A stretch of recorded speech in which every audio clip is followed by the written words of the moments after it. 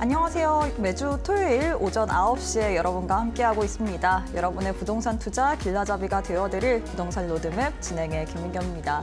요즘 이 부동산 세금 폭탄에 대해서 여러 가지 논쟁이 계속해서 이어지고 있습니다. 바로 이 집을 팔 때는 세금, 양도소득세 때문인데요. 우리나라 같은 경우에 현재 집 한 채를 가지고 있는 사람이 이 12억 원까지는 양도세를 내지 않는데 이는 2021년 9억 원에서 12억 원으로 올라간 것입니다. 하지만 이를 두고서 최근에 정치권이라든지 전문가들의 이견이 계속해서 나오고 있습니다. 이 기준을 갑자기 올리게 될 경우에 서울의 상당수의 이 집을 가지고 있는 사람이 세금 부과 대상이 될 수밖에 없는데요. 과연 이러한 부분을 어떻게 봐야 될지, 그리고 2026년에 굉장히 이 부동산 관련해서 강경 정책이 계속해서 이어지고 있는데 투자 전략은 어떤 식으로 또 세워봐야 될지 하나하나 풀어보도록 하겠습니다. 자, 그러면 저희는 1부에서 함께할 전문가님 화면을 통해서 먼저 만나보도록 하겠습니다.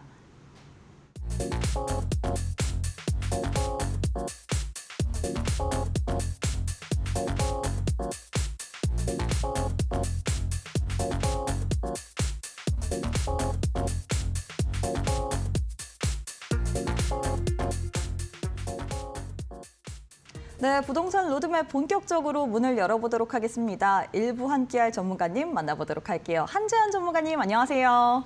안녕하세요. 로엔리 부동산 중개법인 한재한 대표입니다.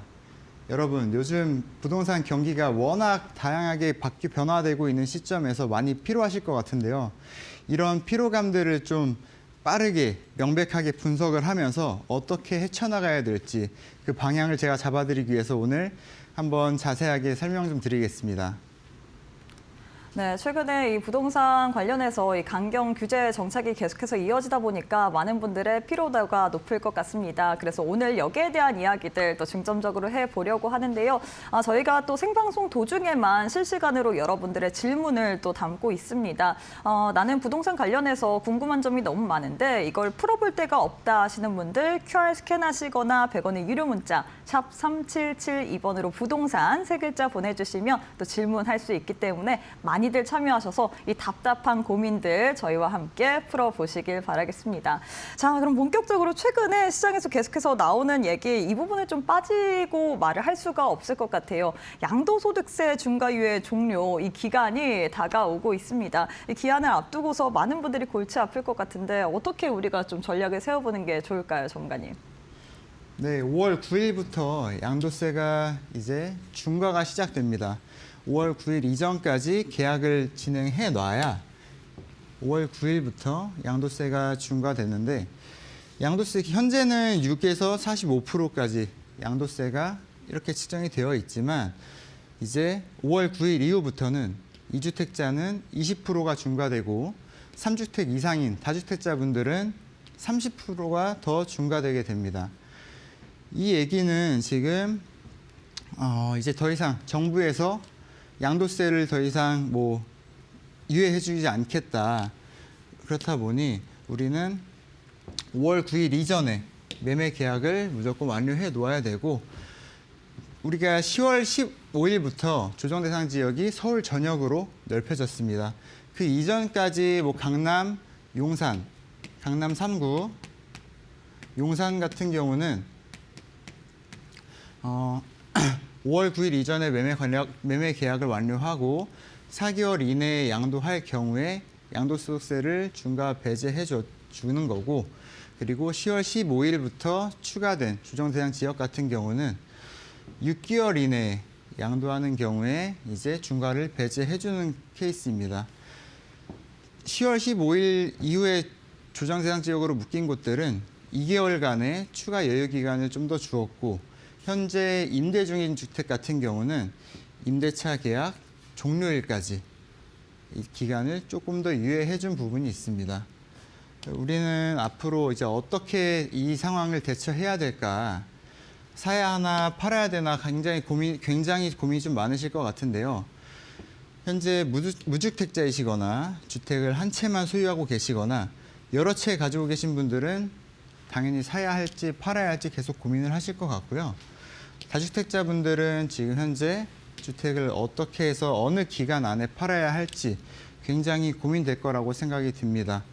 그래서 이 두 분 결국엔 주택을 사야 할지 팔아야 될지 고민하시는 모든 분들의 결론적으로 하나 말씀을 드리면 오늘의 핵심 포인트라고 말씀드릴 수가 있을 것 같은데요. 장기 보유 가능한 지역을 중심적으로 선택하시면 된다. 이 얘기는 팔지 않아도 될 만한 곳에 투자를 해 놓으면 이런 고민을 더 이상 앞으로 하실 필요가 딱히 없을 거라고 보이는 그런 지역에다 투자를 하시면 된다는 말씀 드리면 될 것 같고요. 실제로 이렇게 기사를 보시면 증여, 상속의 자금이 지금 2배 이상 껑충 뛰었다고 지금 기사가 나왔는데 이 얘기는 더 이상 뭐 다른 분들한테 매도를 하거나 이런 케이스들을 이제 하지 않겠다는 얘기인데 이 얘기는 결국엔 부의 대물림으로 이어진다.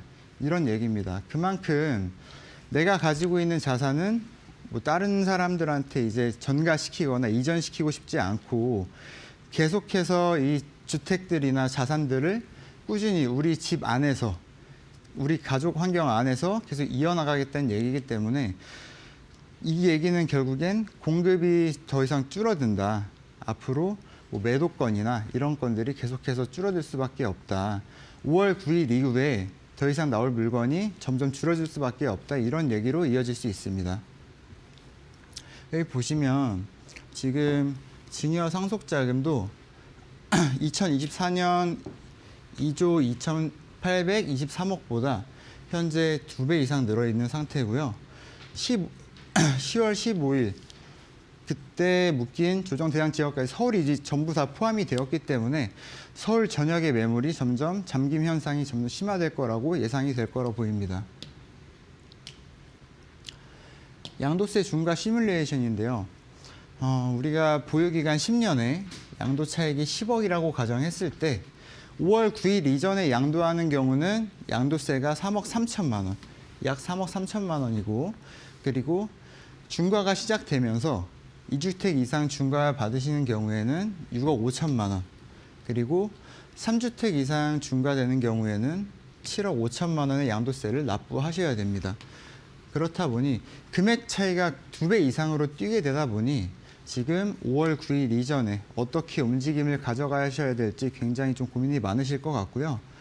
실수령액 같은 경우도 10년 보유하고 양도차익이 10억인 경우에는 실수령이 약 7억, 그리고 중과가 되면서부터는 3억 6천, 그리고 2억 5천으로 2주택, 3주택 이상 이렇게 실수령액이 굉장히 많이 차이가 나기 때문에 5월 9일 이전에 매도하실 분들은 빨리 매도를 하셔야 된다고 말씀드리고 싶습니다.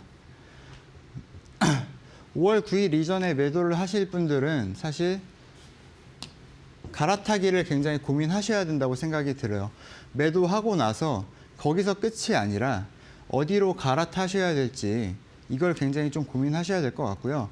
아까 말씀드린 것처럼 1주택자나 뭐 2주택자 이런 분들은 선호지역 1주택으로 이제 매도하시고 갈아타실 거라고 생각도 들고요. 그리고 다주택자 분들은 계속해서 다주택자를 이어가시더라도 갈아타기를 하시면서 더 이제 최근에 있는 신축 혜택 있잖아요. 신축 소형주택에 대한 혜택을 세제 혜택 적용 받으시면서 선호지역으로 똘똘한 여러 채라고 보면 될 것 같고요. 1주택을 가져가시는 분들은 똘똘한 한 채를 계속해서 유지하시면 좋을 것 같아요.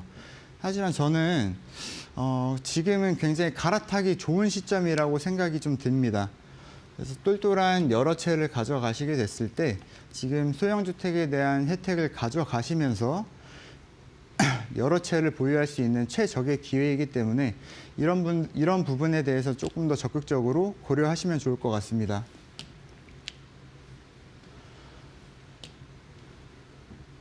똘똘한 한 채 같은 경우는 지금 최상급지의 아파트로 투자를 해놓으시면 좋을 것 같고요. 실거주를 하시면서 자산 가치를 동시에 누릴 수 있는 케이스라고 보면 될 것 같고, 그 대신 이분들 같은 경우는 자기가 갈 수 있는 안에서 최상급지로 무조건 내가 자금이 5억이 있든 10억이 있든 15억이 있든 이 금액 안에서 내가 갈 수 있는 최상급지의 아파트로 이동을 하시는 게 가장 좋을 것 같고요. 이미 소유하고 계신 분들은 상관이 없겠지만 내가 앞으로 이전을 하겠다, 이 자산을 이동시키겠다고 하시면 무조건 최상급지로 이동을 하셔야 될 것 같고, 이런 분들은 1주택자, 주택이 한 채밖에 없으시기 때문에 무조건 실거주를 하셔서 비과세를 받으시는 걸로 혜택을 받으시면 좋을 것 같고, 이런 분들은 건물 한 채밖에 안 가지고 계시기 때문에, 그리고 대부분 아파트를 가지고 계시잖아요. 관리가 쉽고 상급지 진입 시에 자산의 안정성이 굉장히 높은 케이스라고 볼 수 있을 것 같습니다. 똘똘한 여러 채, 아까 선호 지역의 다주택 말씀드렸잖아요. 그러니까 입지가 당연히 좋아야 되는 거는 기본적인 베이스로 깔고 시작하시면 좋을 것 같고요. 이런 분들은 세제 혜택을 받을 수 있어야 됩니다. 지금 여러 채를 가지고 있을 때 양도세나 뭐 종부세 이런 세금들이 좀 중과가 되는 부분들이 워낙 많기 때문에 세제 혜택이 있는 소형 주택을 여러 채 보유하시는 전략을 가져가시면 좋을 것 같고, 당연히 장기 보유가 가능한 지역, 가장 중요한 핵심 포인트라고 말씀드렸잖아요. 팔지 않아도 될 만한 지역에 가져가시라고 말씀을 드렸는데, 이렇게 장기 보유 가능 지역에 다주택 여러 개를 분산하여서 보유하는 전략으로 가져가셔야 됩니다. 이 얘기는 부동산도 결국엔 포트폴리오를 구성하셔야 되거든요. 주식이나 가상화폐 이런 부분에서만 포트폴리오를 구성하는 게 아니라 최근엔 부동산에서도 포트폴리오를 다양하게 구성하면서 어떤 방식으로 내가 어떤 전략을 가지고 부동산을 소유하고 매매하고 매수할지, 이런 부분을 전략적으로 좀 가져가시면 좋을 것 같아요. 최근엔 굉장히 좀 다양한 전략을 많이 구상하셔야 성공적인 투자를 하실 수 있기 때문에 굉장히 전략적으로 가시면 좋을 것 같습니다. 처음에 앞에 말씀드린 것처럼 소형주택에 대한 세제 혜택을 무조건 활용을 하시는 게 가장 좋을 것 같고요. 그리고 이런 분들의 장점은 현재 규제가 굉장히 심한 와중에도 투자 가치가 높아질 수 있고 세금 부담이 굉장히 줄어들 수 있는 장점이 있다고 볼 수 있을 것 같습니다.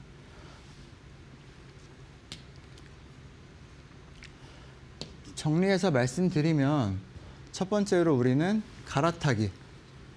현 시점에서 가장 중요하게 생각하셔야 되는 부분일 거라 생각 드는데요. 매도를 하고 나서 이걸 현금으로 가지고 가실 게 아니라 아까 말씀드렸던 소형주택에 대한 혜택을 받으시면서 어디로 내가 이동을 할지 그런 부분을 좀 심도 깊게 고민해 보시고 이동하시면 좋을 것 같고요. 무조건 상급지. 1주택을 보유하시든 다주택을 보유하시든 간에 아까 말씀드린 것처럼 무조건 최상급지로 이동하셔라. 내가 이동할 수 있는 범주 안에서 어디가 됐던 간에 내가 현재 가지고 있는 곳보단 더 상급지로 무조건 이동하시는 걸 추천드리고 싶고요. 그리고 장기 보유가 가능한 지역. 이 얘기는 절대 팔지 않아도 될 만한 곳에 들어가 놓으시면 내가 어디에 사야 될지, 어디에 이렇게 팔아야 될지 이런 부분에 대한 고민이 전혀 쓸모 없어지기 때문에 저는 무조건 평생 가져가도 될 만한 곳.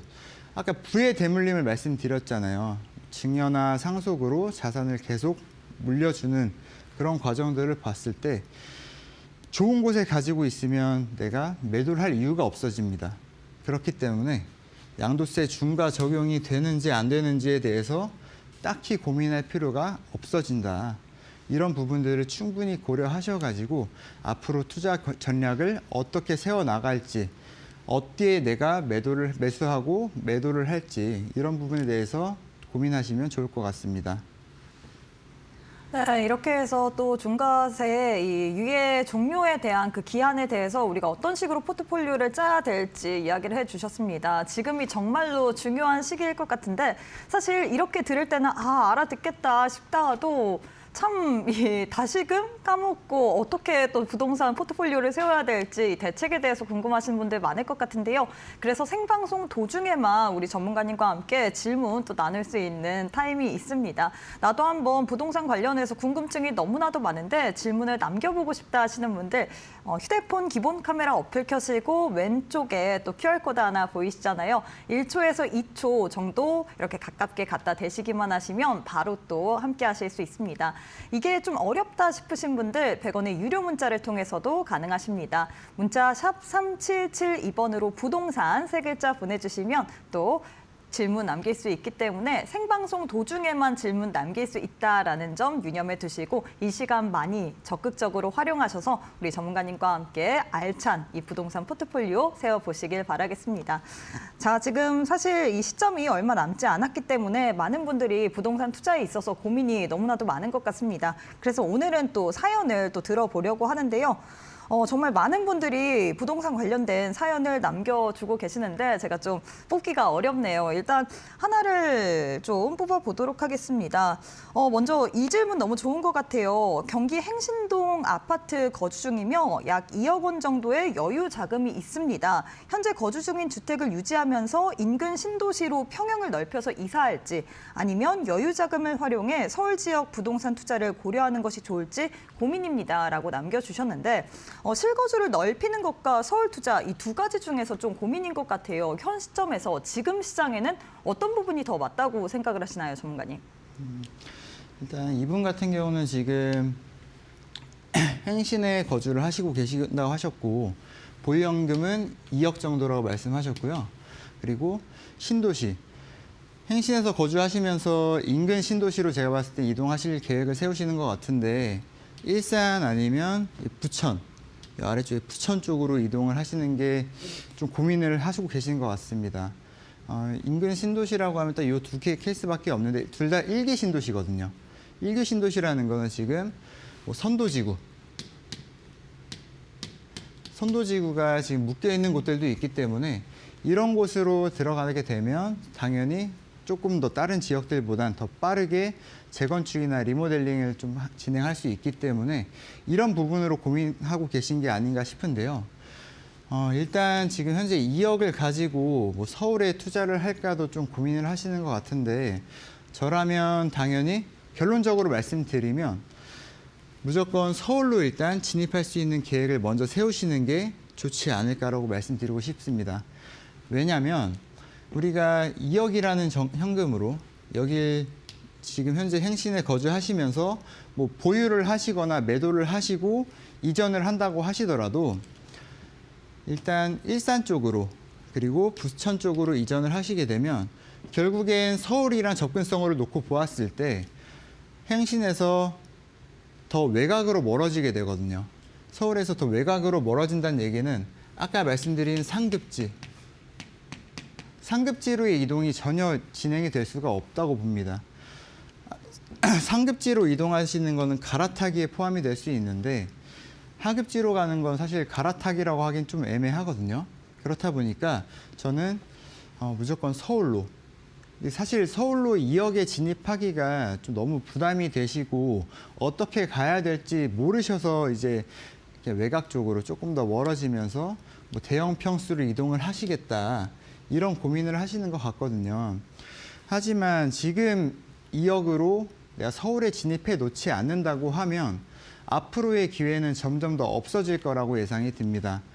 이 서울의 가치, 지금까지 우리가 쭉 지켜보았을 때 서울의 집값 상승은 정말 급등한다고 볼 수가 있었는데 경기도 외곽이나 뭐 서울 수도권 지역 이런 부분에서는 당연히 서울보다 집값 상승폭이 더딜 수밖에 없기 때문에 지금이 아니면 어떻게 보면 기회가 더 이상 없을 수도 있습니다. 시청자분도 무조건 서울로 어떻게 진입을 해야 될지 아까 말씀드린 포트폴리오 구성을 어떻게 해야 될지에 대한 전략을 좀 자세하게 세밀하게 전략을 세우시면 좋을 것 같고요. 저는 대형 평수로 이동을 하신다고 하신 거면 뭐 자녀가 생기시거나 이런 케이스들이 좀 있을 것 같은데 대형 평수로 그냥 단순히 다른 신도시로 넘어가겠다. 만약에 내가 무조건 대형 평수로 가셔야 돼서 다른 신도시로 넘어가신다고 하시더라도 행신도 고양시이기 때문에 일산에도 지금 일산 신기 신도시에 재건축이나 리모델링이 계획되어 있는 곳들도 사실 금액대가 비슷하게 형성이 되어 있거든요. 그렇기 때문에 차라리 저는 행신에서 조금 더 거주를 하시면서 서울로 이렇게 올 수 있는 기회를 짜시면 좋을 것 같아요. 잠깐만 간략하게 말씀을 드리면 서울에 지금 어떻게 들어와야 될지 모르셔서 그러실 수 있을 것 같아요. 근데 지금 일산에 거주하시고 계시기 때문에 일산에서 만약에 내가 서울로 진입을 한다. 뭐 재개발 지역들이나 이런 곳들 우리가 장기적인 투자로 가져간다고 했을 때 마포나 용산 이런 핵심 지역들은 사실 2억이란 현금으로 들어오기엔 이미 진입장벽이 너무 높아졌기 때문에 서울에서도 조금 외곽, 지금 목동이나 신길 이런 부분만 보셔도 충분히 2억대로 들어오실 수 있기 때문에 내가 지금 이제 서울로 어디로 가야 될지 이런 부분이 조금 더 고민이 된다고 하시면 아까 말씀드린 QR 있잖아요. QR 찍고 들어오셔서 말씀 나누시면 좋을 것 같습니다. 네, 일단 무조건 서울 쪽으로 우리가 진입할 수 있는 기회를 세우는 게 중요할 것 같다라고 이야기를 했는데 저희가 방송 시간이 짧기 때문에 나도 질문해보고 싶다 하시는 분들 QR 스캔하시거나 100원의 유료 문자 샵 3772번으로 부동산 세 글자 또 보내주시고 질문까지도 많이 남겨주시길 바라겠습니다. 자, 지금 너무나도 열기가 뜨거운 것 같습니다. 또 질문을 하나 뽑아보도록 할게요. 이 질문도 좋은 것 같습니다. 두 번째 질문인데요. 서울 강남권 아파트 한 채와 송파구 빌라 2세대를 보유 중이라고 합니다. 현재 보유 중인 빌라 자산을 정리하는 것이 좋을지 고민 중이다라고 이야기를 했는데 요즘 빌라 시장이 또 어렵다는 이야기가 굉장히 많이 나오고 있잖아요. 지금 시장에서 이 빌라를 좀 파는 게 좋을 건지 아니면 조금 더 들고 가는 게 좋을까요, 전문가님? 일단 강남권의 아파트에 거주하신다고 하셨는데 이 부분은 굉장히 좀 잘 선택을 하신 것 같습니다. 강남권의 아파트에 거주하시고 계신 상황이고 지금 송파에 있는 빌라 2채 이 송파에 있는 빌라 2채를 좀 어느 정도 보유하셨는지는 자세하게 한번 좀 여쭤보고 싶긴 한데 만약에 내가 지금 송파에 있는 빌라 사실 다른 재개발되는 지역들에 비해서는 가격 상승폭이 좀 더딘 상황이라고 볼 수 있을 것 같아요. 뭐 자양동이나 용산 아까 말씀드린 마포권역 같은 경우들은 대부분 재개발 지역의 빌라들은 금액이 굉장히 많이 올라간 상황이거든요. 그렇다 보니 상대적으로 이런 재개발 지역에 비해서 상대적으로 가치의 상승이 좀 더디다고 생각을 하셨기 때문에 매도 계획을 세우신 게 아닌가라는 생각이 좀 드는데 지금 현재 시세를 봤을 때 송파구에 있는 다세대 주택 같은 경우는 한 5억에서 5억 중반 이 정도 금액이 좀 형성이 돼 있거든요. 그렇다 보니 조금 더 상급지로 이동을 하시는 게 좋을 것 같은데요. 일단 저는 2채를 보유하고 계신다고 하셨는데 최소한 한 채 정도는 일단 매도를 하시고 나머지 한 채 정도는 일단 보유를 하셔도 크게 지장은 없을 것 같다는 생각이 좀 들어요. 이 한 채를 매도하시라고 말씀드리는 거는 더 상급지로 이동을 하실 수 있게 전략을 세우셨으면 좋겠다는 말씀 드리고 싶은 거고요. 만약에 내가 2채가 다 5월 9일 이전에 매도가 된다. 이미 다주택자이시기 때문에 한 채는 일단 최소한 빨리 매도를 하시고 나머지 한 채까지 빠르게 매도가 된다고 했을 땐 용산으로 들어가시면 좋을 것 같아요. 이 재개발로만 놓고 봤을 때 사실 지역구로 강남, 송파, 서초 같은 경우는 이미 최상급지라고 볼 수 있긴 하지만 재개발이라는 이슈를 놓고 봤을 땐 상급지에 속할 수는 좀 없는 케이스라고 볼 수 있습니다. 이미 계획도시로 형성되어 있는 곳들이기 때문에 재개발에서는 속도감이 좀 늦을 수밖에 없다. 그렇기 때문에 만약에 내가 상급지로 이전을 하고 싶다 이렇게 생각을 하시면 한 채가 매도되었을 때는 대략 뭐 2억 정도에서 3억 정도 갭을 생각하시고 광진구에 있는 자양동이나 뭐 용산구 아니면 마포권역으로 들어가시면 좋을 것 같고요. 딱 한 채만 2채가 다 매도된다고 했을 땐 용산 안쪽으로 진입하셔서 사실 가격대가 저렴하진 않습니다. 하지만 투자 가치가 충분히 있는 곳이고 미래 가치가 훨씬 더 좋은 곳들이기 때문에 제가 말씀드린 지역들 위주로 한번 살펴보시면 좋을 것 같고요. 자세한 내용은 아까 말씀드린 것처럼 QR로 들어오셔서 조금 더 자세하게 상담 나누시면 좋을 것 같습니다. 네, 이렇게 해서 우리가 어느 지역으로 투자까지 할지 굉장히 일목요연하게 잘 정리를 해드렸는데요. 저희가 시간 관계상 여기서 질문은 마무리를 해보도록 하겠습니다. 하지만 나는 아직까지 더 궁금증이 남아있다. 지금 많은 분들이 너튜브 댓글창을 통해서도 남겨주시는데 저희가 생방송 도중에만 질문을 할 수 있는 공간이 활짝 열려 있습니다. 나도 궁금증을 한번 어디에 해소해야 될 데가 없다 하시는 분들 지금 빠르게 또 입장해 보시길 바라겠는데요. 지금 왼편 하단 보시면 네모난 QR코드 하나 보이실 겁니다. 스마트폰 기본 카메라 어플 켜시고 1초에서 2초 기다리시게 된다면 바로 입장 가능하고요. 이 방법이 조금 어렵다 싶으신 분들 문자를 통해서도 가능하십니다. 100원의 유료 문자 샵 3772번으로 부동산 3글자 보내주시면 바로 또 입장 가능하기 때문에 오셔서 생방송 도중에만 누릴 수 있는 이 질문 기회 많이들 또 참여해 보시길 바라겠습니다. 네, 그리고 저희가 제공하는 정보는 투자 판단에 대한 조언일 뿐 해당 부동산의 가치 또는 상승 하락을 보장하진 않습니다. 이 점 꼭 참고해 주시길 바라겠습니다. 자, 그럼 오늘 또 일부 전문가님과는 여기서 인사 나누도록 하겠습니다. 전문가님 오늘도 수고 많으셨습니다. 감사합니다.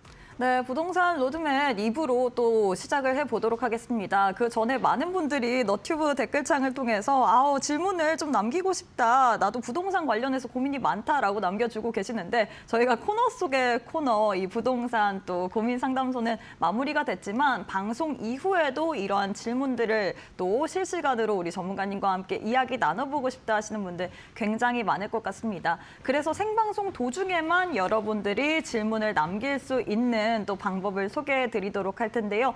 두 가지의 방법이 준비가 되어 있습니다. 휴대폰 기본 카메라 어플 켜시고 이렇게 TV 왼편 하단 QR코드 하나 보이시죠? 1초에서 2초 정도 가까이 갖다 대시기만 하시면 함께 할 수 있는 또 공간 입장이 가능하고요.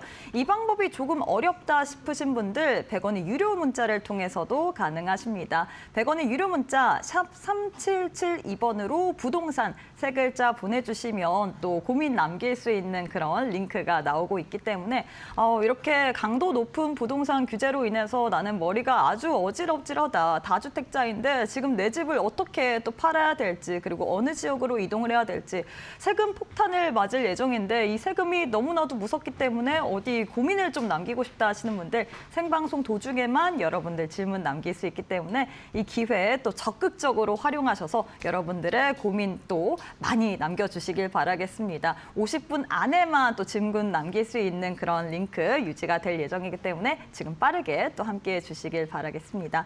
자, 그럼 2부 본격적으로 시작을 해보도록 하겠습니다. 함께할 전문가님 만나보도록 할게요. 김남현 전문가님 안녕하세요. 네, 안녕하세요. 로엔리 중개법인의 김남현 팀장입니다. 요즘처럼 혼란한 시기에 부동산 투자의 길잡이가 되어드리고자 오늘 내용 준비를 했고요. 앞으로도 투자 현장의 생생한 이야기들 많이 들려드릴 예정이니까요. 관심 가지고 지켜봐 주시면 감사하겠습니다. 네, 부동산 생생한 경험을 통해서 많은 이야기 해준다고 하는데 오늘 또 남은 시간 많이들 기대해 주시길 바라겠고요. 요즘 내 집 마련 꿈꾸는 분들 같은 경우에는 굉장히 피곤하실 것 같습니다. 그럴 수밖에 없는 게 최근에 정부에서 정말 강도 높은 규제를 계속해서 이어가고 있습니다. 다주택자 양도소득세 중과 유예 종료도 예정이 되어 있고 그리고 서울 전역이 이 토지거래 허가 지역으로 묶이게 되면서 LTV도 40%로 뚝 떨어졌습니다. 2주택부터는 LTV 아예 0%로 주담대가 불가하고요. 그리고 여기에 대출 한도를 옥죄는 이 스트레스 DSR도 3단계까지 본격화가 됐습니다. 이처럼 규제 강도가 높아지면서 내 집 마련을 꿈꾸는 분들 참 힘드실 것 같은데 전문가님 이런 시기에는 우리가 어떤 전략으로 좀 투자를 하는 것이 좋을까요? 네, 아직까지도 투자자분들께 종종 듣고 있는 질문이라서 먼저 한 가지 짚고 넘어가자면요. 토어제는 원칙적으로 아파트에만 적용이 되고요. 빌라나 오피스텔 같은 비아파트에는 적용이 되지 않습니다. 앞으로도 아파트 시장, 그중에서도 고가주택을 중심으로 규제의 강도를 점차 높일 것으로 예상이 되는데요. 이런 시기일수록 정부 정책에 무모하게 맞서려고 하기보다는요. 이미 나온 발표된 정책들 중에서 내가 챙길 수 있는 혜택이 어떤 게 있는지 좀 살펴보는 지혜가 필요할 것 같습니다. 특히나 그동안 소외되었던 비아파트 시장을 주목해 보신다면 좋겠는데요. 자료 화면과 함께 보여드리겠습니다. 네, 지난 110 대책에서 발표한 소형 신축주택 특례인데요. 비아파트를 매수할 경우에 이 취득세, 종합부동산세, 양도세, 각종 세금에서 중과를 피할 수 있게 이 미주택으로 산정을 하겠다라는 굉장히 유용한 혜택을 담고 있습니다. 기준 요건을 다시 한번 짚어드리자면요. 전용면적 60제곱미터 이하의 소형 주택이어야 하고요. 수도권 기준으로 취득가액은 6억 원을 넘기면 안 되겠습니다. 그리고 시점 또한 중요한데요. 24년부터 27년까지 준공 완료된 신축을 대상으로 하고 있습니다. 또 한 가지 유의하셔야 될 점은요. 이 최초 분양자를 대상으로 주어지는 혜택이기 때문에 증여나 상속, 전매로 취득하시는 경우에는 이게 해당이 되지 않으니까요. 세부 요건들 꼼꼼히 따져보고 전략을 세우시길 바라겠습니다.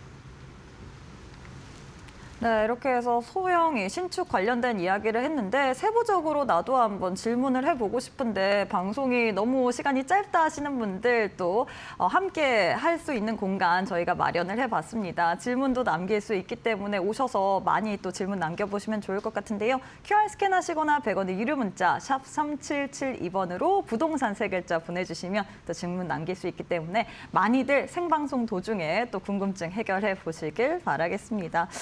계속해서 좀 강의를 이어가 보도록 하겠습니다. 어떤 강의, 소형 신축 주택 관련해서 또 어떤 이야기를 해주실 예정인가요? 네, 지금 보시는 화면은 2040 서울 도시 기본계획에 나와 있는 서울시 중심지 체계를 나타낸 지도인데요. 3지역 중심, 7광역 중심, 12광역 중심의 체계로 이루어져 있습니다. 가장 주목해서 보셔야 되는 거는 이 도심 탑3 지역인데요. 서울 도심, 여의도 도심, 이 강남 업무지구까지 서울 주요 업무지구라고도 많이 표현을 하고요. 네, 여기서 보시면은 이 서울 도심, 여의도 업무지구, 그리고 강남 업무지구 이 세 개를 잇는 트라이앵글을 많이들 보셨을 것 같습니다. 이렇게 중심지 내로 들어오는 투자를 해야 투자의 성공 확률이 높아진다는 어떤 공식처럼 널리 알려져 있는데요. 참고적으로 말씀을 드리면 지난 2014년에 발표한 2030 2030 서울 플랜에서 제시를 했던 그 중심지 체계와 완전히 동일합니다. 지난 10년 동안 중심지 체계의 변동이 없었다라는 뜻이 되겠고요. 주관적인 의견으로는 앞으로 용산, 북전무지구의 개발이 예정되어 있는데요. 이 용산까지 추가적으로 이 3도심 지역에 포함을 시켜서 4도심 체계로 나아가야 한다라고 보고 있습니다. 그렇게 된다면 이 마포 권역에서 인접한 도심 지역만 총 3군데가 되게 되는데요. 여의도 영등포 업무지구, 그리고 서울 도심 업무지구, 그리고 용산 업무지구를 잇는 이 작은 트라이앵글이 새롭게 형성이 되겠습니다. 뿐만 아니라 마포구는 서울 내에서 재개발이 활발히 이루어지고 있는 곳이기 때문에 투자에 관심 있으신 분들이라면 앞으로도 마포구를 계속해서 주목하시면 좋겠습니다. 네, 이렇게 해서 마포구를 주목해보라라고 이야기를 했는데 주목해야 될 만한 이유가 좀 있을까요? 네, 먼저 모두들 잘 아시는 것처럼 마포구 내의 생활 인프라가 워낙 훌륭하게 잘 형성이 되어져 있고요. 또 앞서 지도로 보여드린 것처럼 서울 주요 업무지구와의 연계성 또한 편리할 뿐만 아니라요.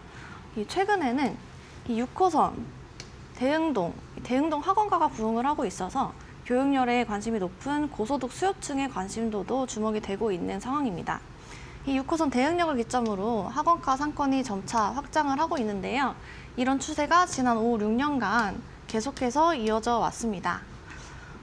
때문에 이렇게 신흥 학군지로 떠오르고 있는 양상이라서 전통적인 학군지인 목동, 그리고 대치동과 견주해도 경쟁력이 있는 신흥 학군지로 새롭게 떠오르고 있고요.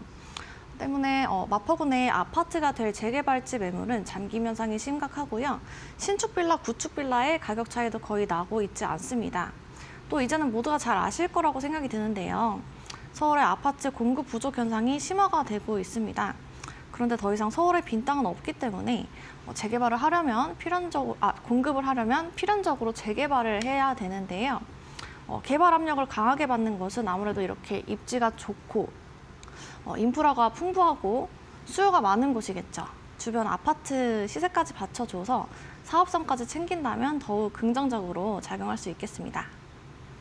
네, 이렇게 해서 마포 관련된 이야기를 해주셨는데 마포 관련해서 지금 질문들이 워낙 많습니다. 이게 인프라도 좋은 구역이고 그리고 이 주변 아파트 시세까지 받쳐주다 보니까 사업성 또한 챙길 수밖에 없는 구간인데 마포 관련해서 나도 궁금하다. 마포 쪽으로 투자 전략을 좀 세워보고 싶은데 마포 같은 경우에는 뭐 공덕도 있고 마포역도 있고 애호개도 있고 뭐 다양하잖아요. 마포구 관련해서 나도 한번 뭐 신축 빌라라든지 소형 주택 이런 부분에 좀 투자를 하고 싶은데 어떤 식으로 해야 될지 모르겠다 하시는 분들 질문 생방송 도중에만 남길 수 있기 때문에 QR 스캔하시거나 100원의 유료 문자 샵 3772번으로 부동산 3글자 지금 바로 입장해 보시길 바라겠습니다.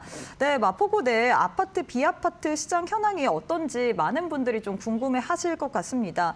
부동산 실제 현장에서의 현황은 좀 어떨까요? 네, 서울 집값의 양극화 현상 속에서 마포구가 확연한 강세를 보이고 있는데요. 한국부동산원에서 발표한 자료입니다. 지난 2025년 아파트 매매 가격 누적 상승률에서 마포구는 3위, 이 14%의 연간 상승률을 기록을 했는데요.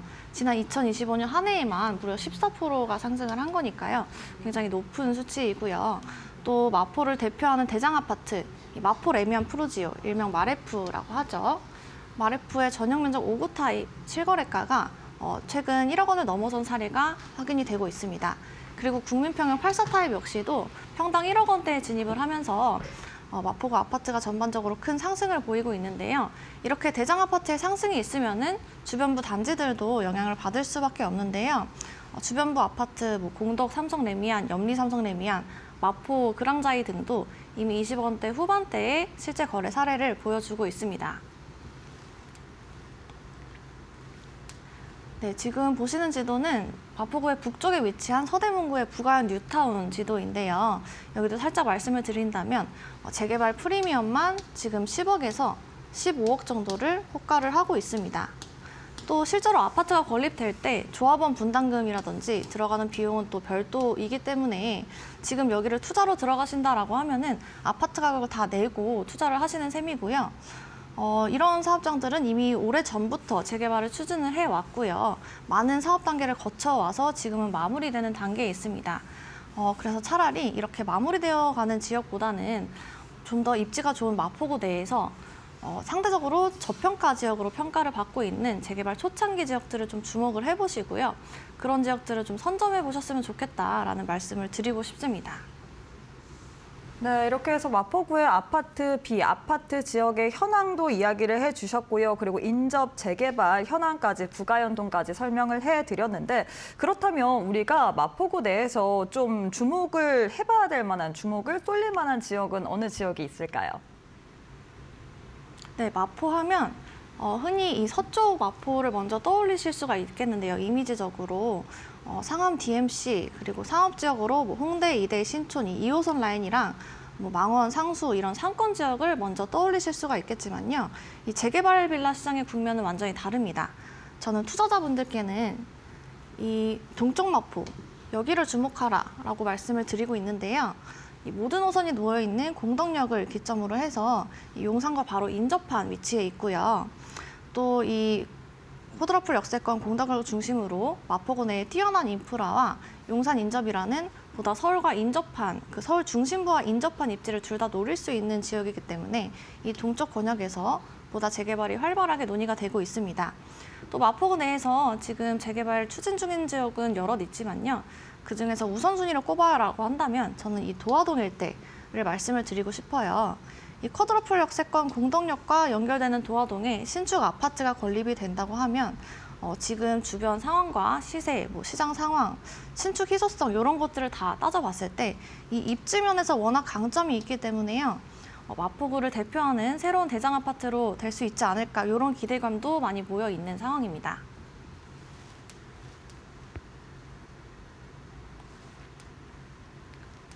네, 마포구는 앞서 말씀드린 것처럼 이 도화동, 쿼드라플 역세권 권역에 위치를 하고 있고요. 네, 여기가 바로 도화동입니다. 공덕 업무지구와는 밀착해 있는 거리이기 때문에 직주 근접의 장점이 뚜렷하고요. 또 앞서 말씀드린 대흥동 학원가 여기에 위치를 해 있는데요. 공덕역에서 지하철로 이동했을 때 불과 한 정거장 거리입니다. 학생들이 도보로 이동을 할 때에도 10분 내외 걸리는 근접한 거리이기 때문에 이 대흥동 학원가에 이 상권 수혜도 같이 받을 수가 있고요. 뿐만 아니라 5호선 라인을 따라서 이 위쪽으로는 서울 CBD 업무지구, 서울 중심 업무지구죠. 여기랑 이제 바로 연계가 되고요. 그리고 이 아래쪽으로는 YBD 업무지구와도 마찬가지로 이제 5호선으로 한 번에 연계가 가능합니다. 또 6호선 경중선 라인을 따라서 상암 업무지구까지도 불과 4정류장 만에 도달을 할 수 있고요. 공항을 이용하실 때, 뭐 해외 나가시거나 출장 가실 때도 이 공항철도 이용해서 공항까지 쾌속으로 빠르게 도달을 할 수가 있겠습니다. 이렇게 뿐만 아니라 차량으로 이동을 하실 때는 마포대교를 통해서 여의도까지 한 번에 접근이 가능하고요. 강변북로, 원효대교와도 인접한 위치이기 때문에 탄탄한 대중교통 인프라뿐만 아니라 이 교통망 자체가 잘 들어선 지역이라고 평가를 받는 곳이 바로 도화동입니다. 이런 뛰어난 입지로 인해서 도화동 내를 살펴보시면 아파트도 건립이 많이 되어 있지만요. 아직까지도 저층 주거 밀집 지역으로 남아있는 구역도 잔존합니다. 아직까지 기회가 남아있다라고 보시면 되겠고요. 또 이 도화동의 입지를 말씀드릴 때 용산의 개발 호재를 언급하지 않고 넘어갈 수가 없는데요. 이 도화동, 공덕동을 기점으로 해서 여기서부터 바로 용산 권역입니다. 앞으로 이제 개발이 예정되어 있는 용산 국제업무지구가 여기 위치를 하고 있고요. 도화동에서는 차량으로 불과 5분 걸리는 근접한 위치입니다. 네, 용산 국제업무지구의 개발안 모습이고요. 작년 25년 11월에 기공식을 마쳤습니다. 이제 개발이 본격화되어 가는 시점이고요. 그리고 서울의 센트럴파크로 거듭나게 될 용산공원, 성동구 서울숲의 약 6배 규모로 개발이 예정되어 있는데요. 또 요즘의 주거 트렌드는 이 도심 접근성 못지않게 이런 주변의 환경부, 이 녹지 환경을 또 중요하게 여기는 게 추세입니다. 따라서 이 도화동은 단순히 교통이 우수하다 해서 그치는 게 아니라요. 이 서울 주요 업무지구, 그리고 서울 최대의 녹지축이 될 용산공원, 그 북쪽으로는 이 서울역 북부 역세권 개발까지 이런 다양한 개발 수혜를 받을 수 있는 영향권 안에 들어서 있는 미래 가치가 아주 우수한 구간이라고 평가를 받고 있습니다. 이렇게 해서 마포구 내에서 흔히 마포구 하면 서쪽 생각을 할 수 있는데 동쪽 마포구를 좀 주심히 봐야 된다라고 이야기를 했습니다. 재개발 시장 국면에서는 동쪽, 공덕이라든지 혹은 도화동 쪽 이야기를 하셨는데 도화동이 재개발이 되는 이유가 있을까요? 재개방 쪽으로 우리가 좀 주목을 해봐야 될 만한 이유가 뭔지 궁금한 것 같습니다. 네, 현재 마포구는 2040 서울 도시 기본 계획에 계획이 되어 있는 곳입니다. 서울시에서 발표한 자료인데요. 4대 혁신축의 육성 방향 및 주요 거점별 개발 방향을 말을 하고 있습니다. 감성문화 혁신축, 상암 DMC 중심으로 미래 창조문화의 콘텐츠 혁신 기제를 육성한다라는 방안이고요. 그리고 국제경쟁 혁신축, 금융, 핀테크 업무 역사 부문입니다. 광화문부터 이 아래쪽으로 쭉 떨어지는 라인으로 광화문 서울역, 용산, 여의도, 구로, 가산지밸리까지 쭉 이어지는 국가중심 공간을 조성을 하는데요. 특히 여의도 영등포 도심과 용산 도심을 연계를 해서 금융 중심의 고차 업무지를 조성한다라는 계획입니다. 용산에서 여의도로 넘어갈 때 바로 도화동이 위치를 하고 있는데요. 보시는 것처럼 마포구는 이 4대 혁신축 내에서도 가장 핵심이 되는 중심축을 담당을 하고 있는 입지이고요. 이렇게 뛰어난 입지와 개발 호재들에도 불구하고 도화동은 아직까지는 재개발 초기 단계이기 때문에 비교적 저렴한 비용으로 투자를 하실 수 있는 구간이다라고 말씀을 드리고 싶습니다. 네, 서울 공덕역 도화동 이 도화지구의 노후도 지도인데요. 현재 재개발이 추진이 되고 있는 구역계 내에 이 노후도를 나타낸 모습입니다. 네. 현재 이 공덕역 인근에 위치를 하고 있기 때문에 이 구역계 전체가 재개발에서 말하는 역세권 350m 범위 안으로 들어오게 되고요. 또 사업 면적은 약 3만 제곱미터로 이루어져 있습니다. 그리고 이 사업 진행 상황 같은 경우는 아직까지는 재개발 사업이 확정된 사항은 아닙니다. 현재 재개발 초기 단계이고요. 그러나 현장에 가보시면 주민들의 의지는 굉장히 강력한 분위기입니다. 현재 마포구청에 연번계를 부여를 받아서 동의서 진구 작업 중에 있고요.